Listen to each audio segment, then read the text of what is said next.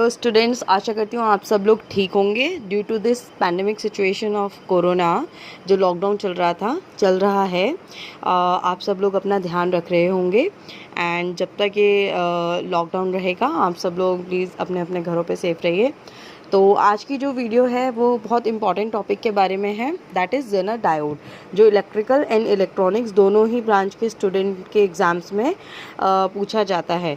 तो इसमें मैं जो जितने भी इम्पॉर्टेंट पॉइंट्स सारे एग्ज़ाम को रिव्यू करके, एग्ज़ाम पेपर्स, क्वेश्चन पेपर्स को रिव्यू करके लेके आई हूँ। जो भी इम्पॉर्टेंट पॉइंट्स थे उनको मैंने लिख लिया है अलग से। इस पर आप वीआई कैरेक्टरिस्टिक्स एंड इसके इम्पॉर्टेंट पॉइंट्स जेनर डायोड के एंड इसके सर्किट से रिलेटेड जो भी क्वेश्चन होंगे वो सब हम डिस्कस करेंगे। एंड वीडियो को प्लीज़ पूरा देखिएगा, स्किप नहीं करिएगा। चलिए, जेनर डायोड, ठीक है। सो जैसा आप पहले देख पा रहे हैं, पहला सिंबल कैसा, उसका सिंबल ही जेड, एक डायोड नॉर्मल बना हुआ है एंड उसके आगे एक जेड लगा दिया है, जेड ड्रॉ कर दिया है। तो कैसा बन गया ये सिंबल, डायोड, जेनर डायोड, ठीक है। सिंबल देख लिया, ये आपका सिंबल। अब इसके सेकंड पॉइंट पे देखिए, ये ऑपरेट किस रीजन में होता है ये पूछा जाता है। तो it always operate in reverse bias, ठीक है। रिवर्स बाइस में ऑपरेट होता है। कैसे होता है, अभी इसका ग्राफ देखेंगे तब आपको क्लियर हो जाएगा, ठीक है। डोपिंग लेवल भी पूछता है कुछ एग्जाम में कि जेनर डायोड के लिए आपका डोपिंग लेवल कितना होना चाहिए। सबको पता है जेनर डायोड के लिए वैसे हेवीली डोप्ड होता है, ठीक है। तो 1:10⁵ ये आपका डोपिंग लेवल है, 1:10⁵। Okay, doping level Zener diode के लिए 1:10⁵। अब पूछा जाता है Zener diode are use in making voltage regulator और वोल्टेज शंट रेगुलेटर। तो जेनर डायोड की ज़रूरत कहाँ पड़ती है, ये आपके एप्लीकेशन में आ जाएगा कि जेनर डायोड को हम वोल्टेज रेगुलेटर या वोल्टेज शंट रेगुलेटर बनाने के लिए यूज़ करते हैं। क्यों यूज़ करते हैं ये भी आपको आगे की वीडियो में समझ में आ जाएगा। It is the form of semiconductor diode and widely used as a voltage reference और voltage regulator, ठीक है। अभी यहाँ पे भी इस स्टेटमेंट का मतलब यही था। एक तो इसको voltage regulator and shunt regulator के लिए बनाया जाता है क्योंकि जेनर डायोड जेनर डायोड है आपका रिवर्स बाइस में कैसा काम करता है, as a voltage shunt regulator, as a voltage shunt, ठीक है। जहाँ पे आपका वोल्टेज कांस्टेंट हो जाता है, ओके। वोल्टेज शंट रेगुलेटर का मतलब जहाँ पे आपको एक ही टाइप की वोल्टेज मिल रही है, कांस्टेंट वोल्टेज मिल रही है आपको, ठीक है। हम वोल्टेज इंक्रीज करते हैं, रेटिंग करते हैं एंड एक ऐसा पॉइंट आता है जहाँ पर वो ब्रेक डाउन हो जाती है और हमें कांस्टेंट वोल्टेज मिलती है। अब नेक्स्ट पॉइंट देखते हैं, नेक्स्ट पॉइंट क्या कह रहा है।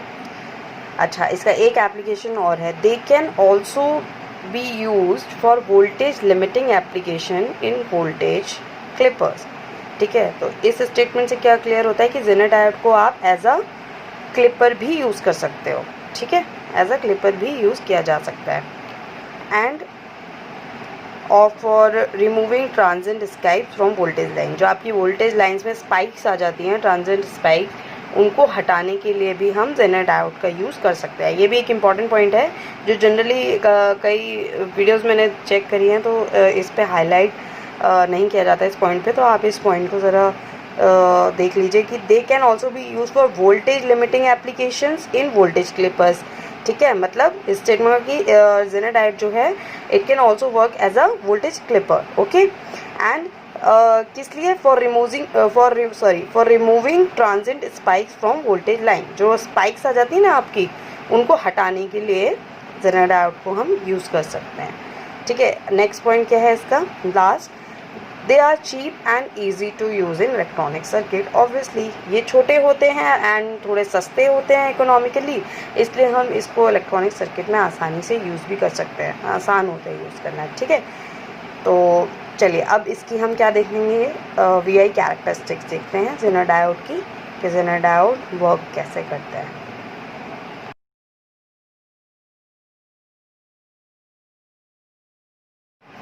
बेसिकली जो जेनर डायोड है वो आपका एक नॉर्मल डायोड से ही निकला हुआ है। अब एक देखेंगे कि जो नॉर्मल डायोड होता है ना वो कैसे वर्क करता है आपका।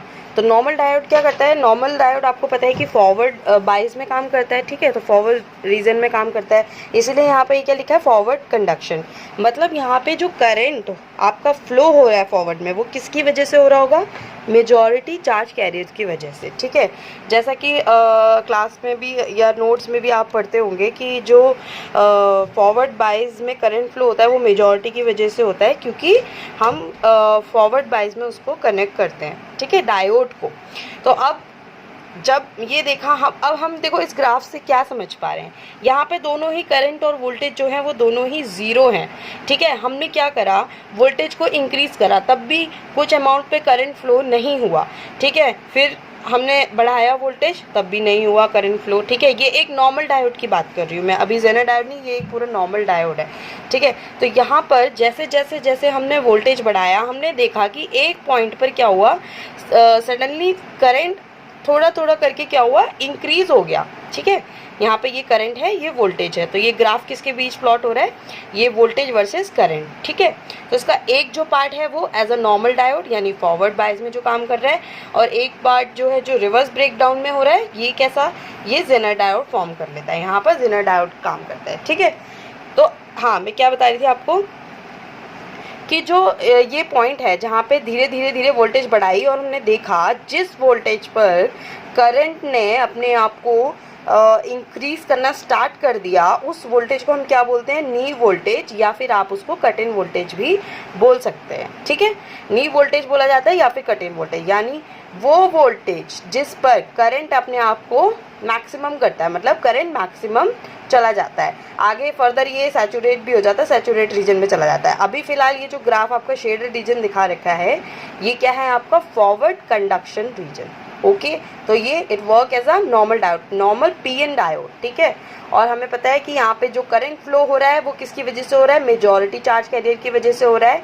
क्यों, क्योंकि ये जो डायोड बाइजिंग हुई है इसकी फॉरवर्ड रीजन में हुई है, ठीक है। अब ज़रा हम इधर नेगेटिव साइड आके देखते हैं ग्राफ के, तो नेगेटिव साइड में हमें क्या दिखता है, तो चलिए आ जाइए नेगेटिव साइड की तरफ देखते हैं ज़रा। अब हमने वोल्टेज को फर्दर इंक्रीज़ किया, हमने देखा फिर एक पॉइंट पर क्या हुआ, करंट इंक्रीज जैसे यहाँ पे हो रहा था वैसे ही करंट तो ज़ीरो था, हमने इंक्रीज़ किया, फिर हमने क्या देखा, एक पॉइंट पर वोल्टेज अपने आप को क्या कर रहा है, ब्रेक कर रहा है, ठीक है। मतलब ब्रेक डाउन हो रहा है वोल्टेज, मतलब कांस्टेंट हो जा रहा है, हम बढ़ा रहे हैं वोल्टेज को लेकिन नहीं बढ़ रहा है, तो इस वोल्टेज को क्या कहेंगे, ये वोल्टेज कांस्टेंट हो गई, तो ये वोल्टेज आपकी क्या होते हैं, जेनर वोल्टेज, ठीक है, स्पेशल वोल्टेज, जेनर वोल्टेज।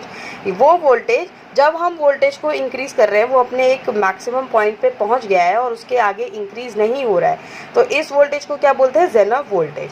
यहाँ पर क्या हुआ, वोल्टेज का ब्रेक डाउन हो गया, ठीक है, तो इस रीजन को क्या बोलते हैं, रिवर्स ब्रेकडाउन रीजन, ठीक है। तो हम रिवर्स बाइज में एक्चुअली कर क्या रहे हैं, we are increasing the reverse voltage but current is not increasing, ठीक है। हम वोल्टेज को इंक्रीज कर रहे हैं लेकिन करंट इंक्रीज नहीं हो रहा, फिर क्या हो रहा है, एक पॉइंट पर आके सडनली करंट आपका इंक्रीज हो जा रहा है, मतलब वीजेड सडनली ब्रेकडाउन रीजन में चला जा रहा है, और कंटिन्यूसली वीजेड को बढ़ाने पर एक पॉइंट पे वीजेड हमारा कांस्टेंट हो गया एंड करंट क्या हो गया, स्टार्ट हो गया इंक्रीज होना, और ये कहाँ तक होता रहेगा, एंड सो ऑन फर्दर, मतलब आपका इन्फिनिटी तक ये इंक्रीज होता रहेगा, ठीक है।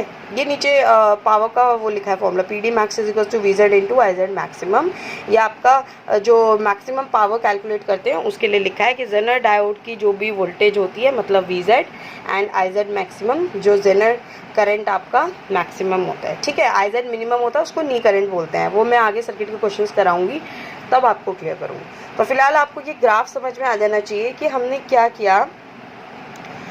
हाँ, यहाँ पर हम समझ रहे हैं कि हमने जब वोल्टेज को इंक्रीज़ किया, करंट इंक्रीज़ नहीं होती, फिर एक पॉइंट पे आके क्या हुआ, करंट ने अपने आप को सडनली इंक्रीज़ किया, हमने उस वोल्टेज को बोला नी वोल्टेज, और कट इन वोल्टेज वो वोल्टेज जिस पर करंट ने अपने आप को मैक्सिमम कर लिया। फिर हम जब रिवर्स बाइज में देखते हैं, ठीक है, रिवर्स बाइज में हम देखते हैं तो हम रिवर्स वोल्टेज को बढ़ा रहे हैं लेकिन करंट इंक्रीज़ नहीं हो रहा, फिर एक पॉइंट ऐसा आता है जहाँ पर वोल्टेज भी इंक्रीज़ नहीं हो रहा लेकिन करंट क्या हो रहा है, सडनली इंक्रीज हो जा रहा है, ठीक है। तो ये करंट कैसा हुआ, यहाँ पर जो करंट था वो आपका क्या था, due to majority charge carriers. अब यहाँ पे आपका reverse current, reverse saturation current बोला जाता है इसको, क्योंकि ये रिवर्स वाइज में फ्लो हो रहा है, तो ये किसकी वजह से होता है, रिवर्स सैचुरेशन करंट, ये due to minority charge carriers की वजह से होता है, जो कि आपका टेम्परेचर पर हाईली डिपेंड करता है। Okay, I hope I am very clear about it. ठीक है, तो यहाँ पर लिखा भी हुआ है कि reverse saturation current is due to the minority charge carrier, तो ये चीज़ आपको क्लियर हो जानी चाहिए। तो अब हमने क्या बोला, जो हमारा जेनर डायोड है वो इसीलिए हम बोलते हैं कि जेनर डायोड जो है वो कैसा वर्क करता है, एज अ वोल्टेज रेगुलेटर काम करता है। जेनर डायोड को वोल्टेज क्यों यूज़ कर सकते हैं, क्योंकि एक पॉइंट पर आकर VZ जिस वोल्टेज पे करंट इंक्रीज हो रहा है, जिस वोल्टेज पे वोल्टेज कांस्टेंट हो जा रही है, तो वो वोल्टेज कैसा है हमारा जेनर वोल्टेज, इसलिए उस जेनर वोल्टेज को हम बोलते हैं वो कांस्टेंट वोल्टेज हो गई हमें। ठीक है, ऐसे सर्किट में जहाँ पे हमें सिर्फ एक वोल्टेज को कांस्टेंट रखना चाहते हैं वहाँ पर हम जेनर डायोड यूज़ करते हैं और जेनर डायोड को वो as a voltage regulator use कर सकते हैं। ठीक है, अब इसके ऊपर कुछ पॉइंट्स भी लिखे हैं वो भी देख सकते हैं आप। Zener breakdown is due to, Zener breakdown किसकी वजह से होता है, is due to intense electric field, high electric field. ठीक है, ये कोलिजन की वजह से नहीं होता, एवलांच इफेक्ट आता है एक, वो कोलिजन की वजह से होता है, और जो जेनर ब्रेकडाउन होता है is due to the high intense electric field. ठीक है, एक पॉइंट तो ये क्लियर हो गया। दूसरा, आपका जो जेनर वोल्टेज है वो 6 वोल्टेज से कम होना चाहिए। ठीक है, ये इसकी एक कैरेक्टरिस्टिक हो गई। थर्ड पॉइंट क्या कहता है, it is a negative temperature coefficient of breakdown, मतलब जब आप टेम्परेचर बढ़ाएंगे तो ब्रेकडाउन कम होगा, या टेम्परेचर कम होगा तो ब्रेकडाउन बढ़ेगा। क्यों, क्योंकि जो आपका जेनर डायोड है वो कैसा है, negative temperature coefficient of breakdown. ऐसे ही इसकी तरह एक एवलांच इफेक्ट भी आता है, वो PTC होता है, पॉजिटिव टेम्परेचर कोफिशिएंट। ठीक है, उसको हम आगे वाली वीडियो में कवर करेंगे। ठीक है, फिलहाल के लिए इतना ही। अब यहाँ तक अगर कोई प्रॉब्लम आई होगी स्टूडेंट्स आपको, तो प्लीज़ आप कमेंट बॉक्स में बता दीजिएगा। और जहाँ तक है मैंने इसका VI कैरेक्टरिस्टिक को पूरा क्लियर कर दिया है, और इससे पहले मैंने अभी इसके इम्पॉर्टेंट पॉइंट्स बता दिए थे जो एग्ज़ाम में पूछे जाते हैं। ठीक है, तो आई होप आपको वीडियो पसंद आई होगी, एंड वीडियो को लाइक कीजिए, शेयर कीजिए, सब्सक्राइब कीजिए इस चैनल को। एंड क्योंकि हमें आपके सपोर्ट के बिना तो हमें मोटिवेशन नहीं मिलती है। आप लोग अगर वीडियोस लाइक करेंगे, शेयर करेंगे और कमेंट्स भी करके बताएंगे कैसा लग रहा है, हमें भी मोटिवेशन मिलती है और हम अपना 100% देने की कोशिश करेंगे। ठीक है, so thank you so much इस वीडियो में बने रहने के लिए, धन्यवाद।